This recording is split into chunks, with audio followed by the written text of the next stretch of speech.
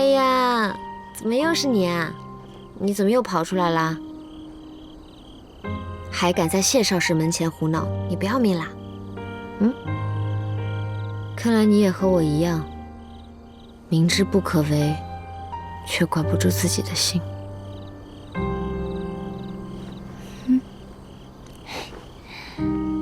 玉如意之事，你们不必再插手，也不用再冒险过来找我了。玉如意，这也与他有关？可是，如今定国公已经有所察觉，若是没有我等相助，先生在宫中无妨，我自有办法。当初将你们从金陵救出来，不是为了让你们送死的。从今往后，你再不必为旁人效力，只做这深宫里面一名小太监便是。是啊，还有一事，小人从宫仪城所派之人口中得知，他们做那玉如意之事，是为了嫁祸燕家，有不臣之心。明白了，回去吧，小心被人瞧见了。是。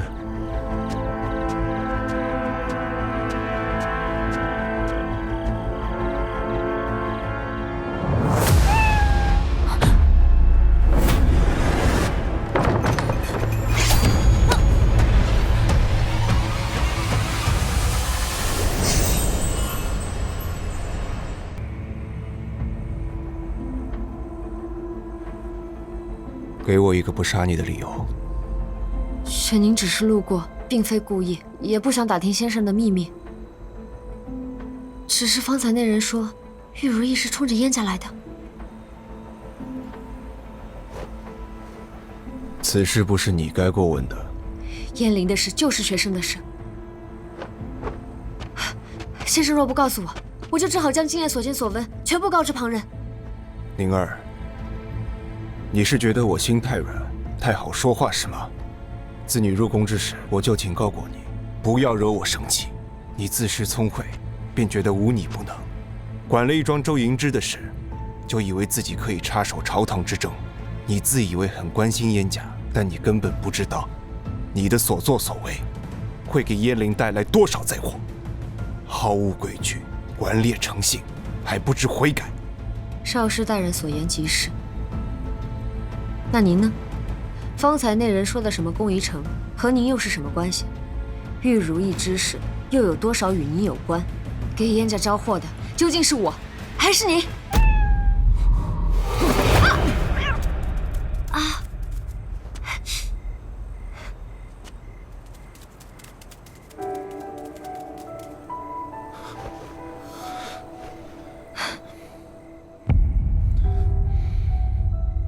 位居一朝少师竟然怕猫，当真是稀罕。想来这也是高高在上的少师大人又一桩秘密吧。我不过一只小小的蝼蚁，却屡次能让您害怕。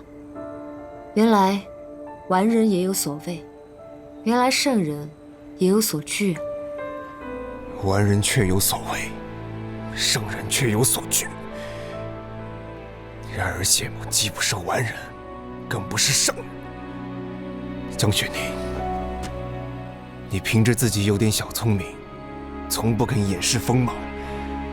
可你该记着，如果一个人不愿触碰某样东西，未必全是畏惧，也有可能是痛恨、憎恶之极。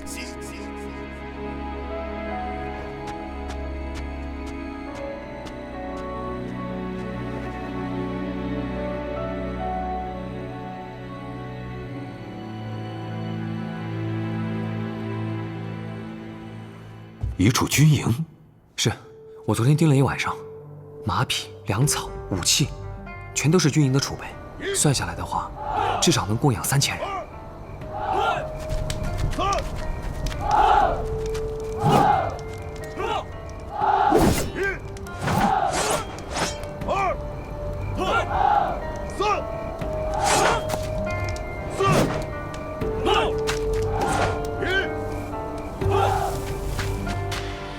兴武卫乃圣上亲批的卫属，虽然有薛远统领，但是一切用度，朝廷皆有定量。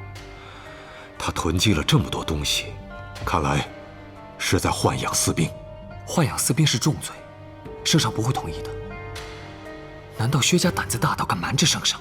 薛元野心大，好弄权。当年圣上登基之时，太后本欲将军权交于其掌控，后来朝中重臣联名上书，才阻止了他。这些年，他记恨我们燕家手中掌握重兵，豢养私兵要抗衡，也不足为奇。那我们若是把此事上报天听，不就可以打击薛家气焰？圣上体弱，太后专营，只怕没那么容易。父亲说的是，此事若是燕家去提，只怕太后又要出手阻拦。可他们想推临淄王做皇太帝，手中又养有私兵，只怕倘若圣上出事，会有大乱。这么大量的军械物资，想要悄然运送，不可能从太远的地方，极有可能是从通州流出去的。为父暗中去一趟通州军营，查清来龙去脉，再想法子上禀天听。还有前些时候被薛远巡游头强抓的那个武官，也要再派人去大牢探探消息。虽然一直有在疏通，但到如今还是没能与这个人见上一面，也不知其中究竟。再如此下去，我只怕燕家会更处于被动。父亲放心，此处有我。若父亲有发现，也可飞鸽传书回来，我提前做准备。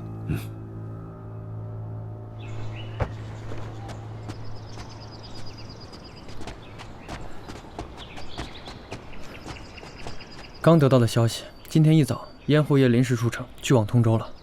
出城？为何？也许检阅军营。不过燕林昨日和临淄王去郊外狩猎，到了今晨才回来。我知道了。玉如意和宫一城的事儿，你们也都知道了。这些天还是谨慎一些比较好。等一下，你昨日坚持去宫中授课，那是为了传递消息。如今消息已经传达了，还这么巴巴的去，该不会是为了江二姑娘吧？要我说呀，这江二姑娘也太邪门了，什么都知道，哎，还敢跟先生说那样的话，必得找机会把她除掉才行。哎呀，不行，为何？她如今可掌握着咱们的把柄，稍有不慎就万劫不复了。她身上谜团虽多，但心思不坏。假以时日，未必不能和你我敞开心扉。可先生说过呀，斩草要除根呐。我说的话你听不懂是不是？我说了，他不是敌人，为什么要赶尽杀绝？再说了，横竖有我看着，能犯什么大错？可先生还说我做事要……好了，你先出门吧，啊，外面的事交给我们就行了，放心啊。你干什么呀？哎，傻小子，哥哥我是在救你。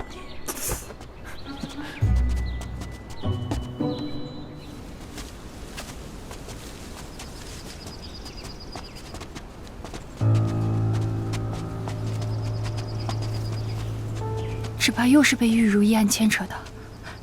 昨夜我临睡前，听到黄公公他们在外面拷打工人的惨叫声，吓得我一宿都没睡好。这可真得好好烧烧香拜拜才是。玉如意案若真是冲着燕家来的，得想法子阻止才是。可如今宫里的风声这样紧，谢微也不帮我了，该如何是好？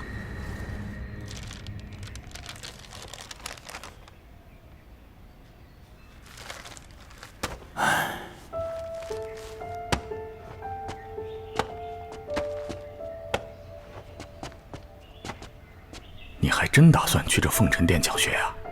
这谢少师点了你我二人去讲课，哎，他却偏偏编了这么一本教材，颇是些经史治世之学。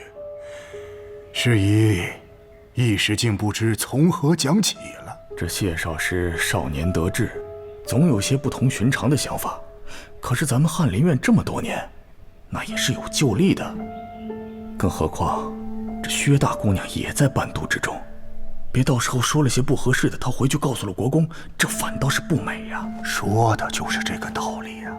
前不久，国公让你我二人起草那个劝立皇太帝的奏折，不知什么原因给压下来了，以至于国公现在都闷闷不乐。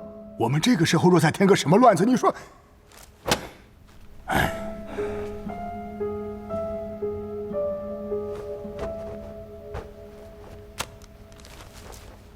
不如教这本，准没错。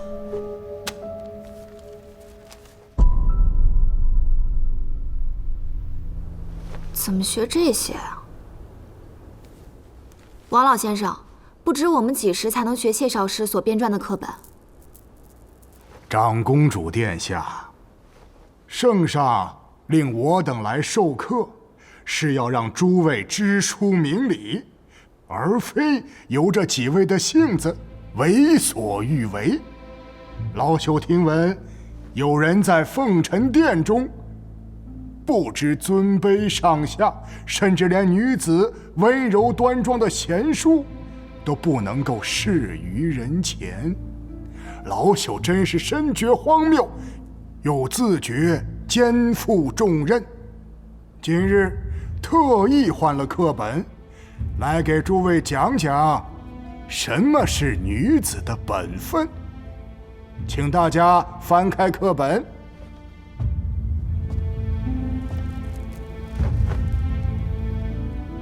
古来生女，当守卑下，恭谨怀谦，忍辱忍让。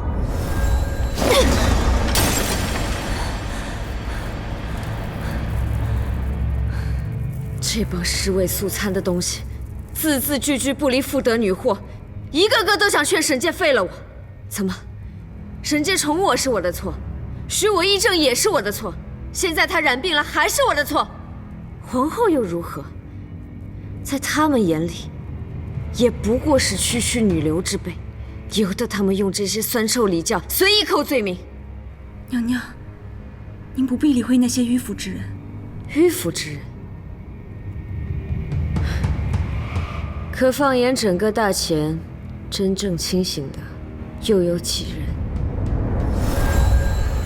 自古王朝衰微，名士失格，多与妇德女祸脱不了干系，所以身为女子，必须归属自身。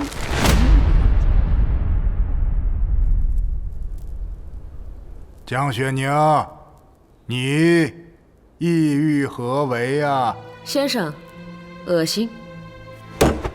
放肆！竟敢口出恶言，辱骂宗师！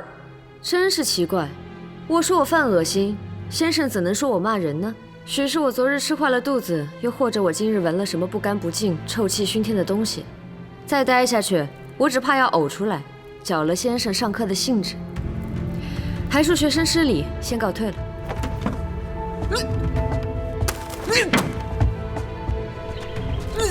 你，好你个不服管教的丫头片子！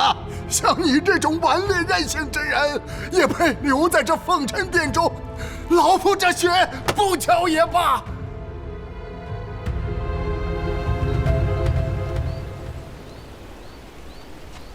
哎，你的宁宁，宁宁，原来这就是传闻中的那位江二姑娘，今日可总算是见到了。君王勿要玩笑，江二姑娘同我不过玩伴，私底下也就罢了，若胡言乱语传到家父耳中，雷我一顿打骂是轻，坏了江二姑娘清誉之重，还望君王慎言。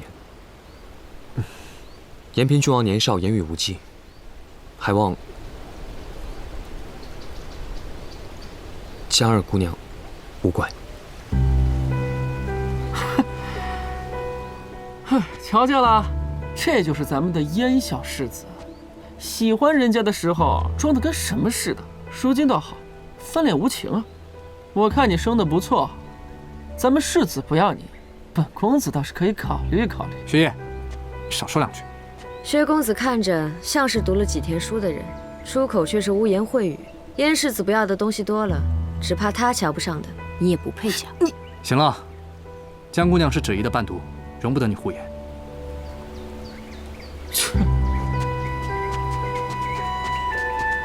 好了，走吧。你不是要见谢先生吗？走吧。燕莲，你要少说两句。我说什么了？我什么都没说。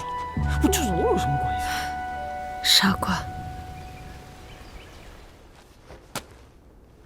你们怎么来了？先生，家父说我上了小半年的学了，这几日非要考我策论，若是考不好，只怕要遭罚。学生悬梁秉烛，勉强凑出一篇，请先生长长眼。笑什么？今日笑，明日就轮到你。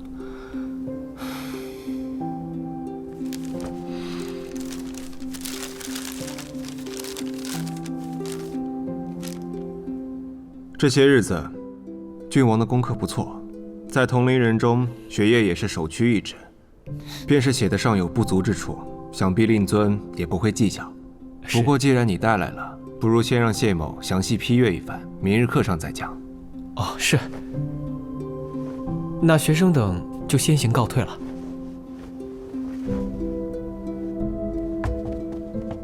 燕世子，前几日我选来酌情的木材有几块不能用了，可否请你帮忙搬一下？愿为先生效劳。那你们两个先回去吧。干什么你？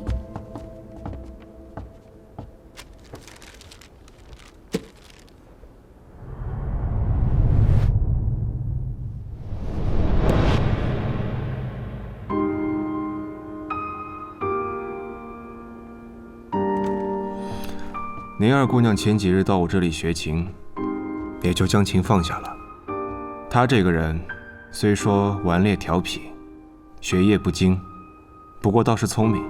燕世子对此可稍稍放宽心了。多谢先生。可要是那么容易就放宽心，就简单了。对了，今日早朝未见令尊，听说是生病在家休养，不要紧吧？父亲贪杯多饮了几杯，战场上旧疾复发，不过没什么大碍。有劳先生您担心了。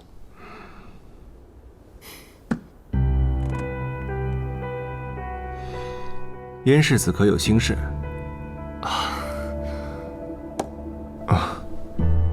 所谓师者，传道授业解惑，圣人尚且有惑，世子也在所难免。若世子信得过在下，以后有任何事，皆可来寻谢某。多谢先生，旁的事，燕林都能解决。只是他一个人在宫中无依无靠的，他那性情又最是直爽，难免说错话得罪人。若先生方便的话，替我照拂一二，可好？好。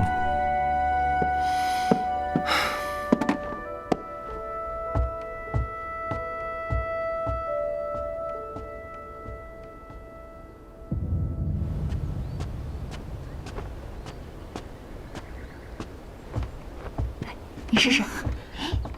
宁宁，你可算回来了，刚才被那老头子吓坏了吧？谢殿下关心，不过我本就不愿上他的课，方才出去躲了会儿懒，正高兴呢。别说你了，我听他讲课都直犯恶心。殿下也觉着此人不可。从前只闻外头闺阁女儿要学真理之类的，也不曾放心上。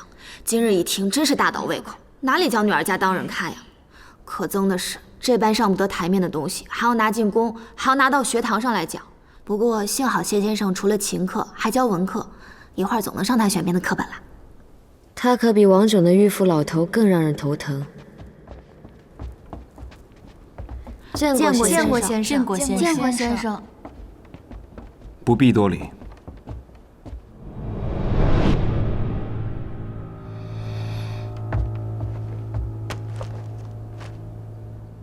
凤臣殿进学并无此书，谁放的？回先生，今日王老夫子说，学生等不知尊卑上下，是以改教真理，并告诫我等，女子应守卑弱。都扔掉。